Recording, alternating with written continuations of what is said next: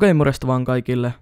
Nyt toistais vuorossa toinen tai kolmas Photoshop-tutoriali pienen tauon jälkeen ja tässä jaksossa mä näytän teille miten voi tehdä tämmöisen hienon YouTube-pikkukuvan tai thumbnailin, kun me ollaan nyt saatu Pelisuomelle joku aika sitten partneria. Tosiaankin ollaan tehty sinne, niin jotkut miettii, että miten voisi tehdä sellaisen hienon tai sellaisen nyt. Mä nyt näytän esimerkin, miten voi tehdä vaikka Team Fortress 2 videon thumbnailin.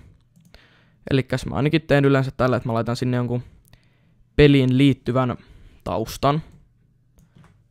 Tuolla tavalla. Ja sitten mä seuraavaksi, mulla on täällä tämmönen kansio, missä on vähän kaikki kuvia, niin mulla on tämmönen scoutin kuva tässä. Sitten mä laitan sen johonkin siihen ja sitten fontti on tosi tärkeä mun mielestä. Mä menin nettiin ja latasin tämmösen TF2 build fontin, mä laitan linkin tonne videon kuvaukseen, että tekin saatte tän jos te haluatte. Että tähän voi laittaa vaikka TF2 kommentary. Voi laittaa vaikka tähän niinku vähän niinku tämmöiseksi otsikoksi tai tämmöiseksi tähän tolleen. Ja nyt kun kaikki varmaan huomaa, että ei oikein näe tästä tätä tekstiä, jos menee tälleen kauas, niin se menee vähän sekaisin, kun tää on tämmönen vaalea tausta ja valkoinen fontti. Niin tästä tulee mun mielestä Photoshopin hyvyys esille, että niinku tän fontin saa tosi hyvin niinku näyttämään hienolta.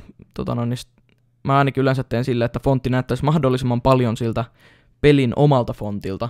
Esimerkiksi jos sulla on Black Ops 2 video, niin mulla on täällä Black Ops 2 fontti. Mä laitan senkin vaikka descriptioniin, niin kautta allattiset. Voi tehdä sit niinku Black Ops 2. Tai niinku Black Ops fontillakin. Et esimerkiksi jos on TF2 kommentaari, niin meet oikein klikkaa sun TF2 layeria tai fonttia. Sitten menette Blending Options. Täältä laitatte Drop Shadow, täältä ihan alhaalta, jos teillä on CS6, mun mielestä se on aika ylhäällä jossain vanhemmissa versioissa. Sitten yleensä mä laitan tän tälleen, että mä laitan distancen nollille. Mä laitan size, eli koko vähän isommaksi, sit spreadin siitä yläpuolelta kanssa aika isoksi. Et sit tulee ton näköinen. Sitten mä laitan stroke, eli niinku semmonen viiva siihen ympärille. Sitten mä vaihdan fill-typen colorista gradientiksi.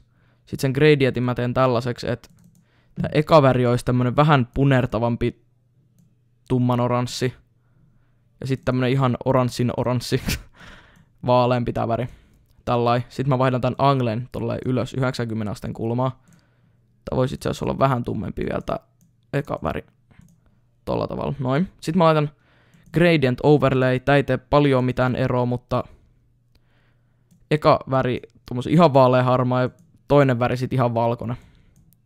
Tää ei tee paljon eroa, mutta mun mielestä sit tulee tommonen ihan siistin näköinen.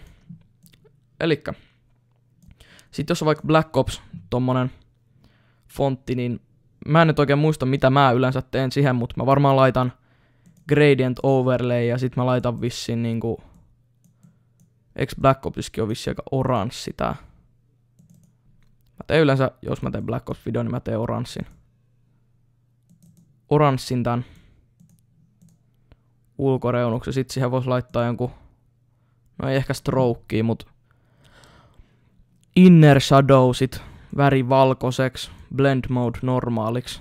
Ja sit distance johonkin 2 ja size 2, niin sit tulee tommonen kivan näköinen Black Ops fontti. Ja sit tosiaan, jos haluaa tehdä vaikka tämmösen, niin sit voi laittaa vaikka Scout.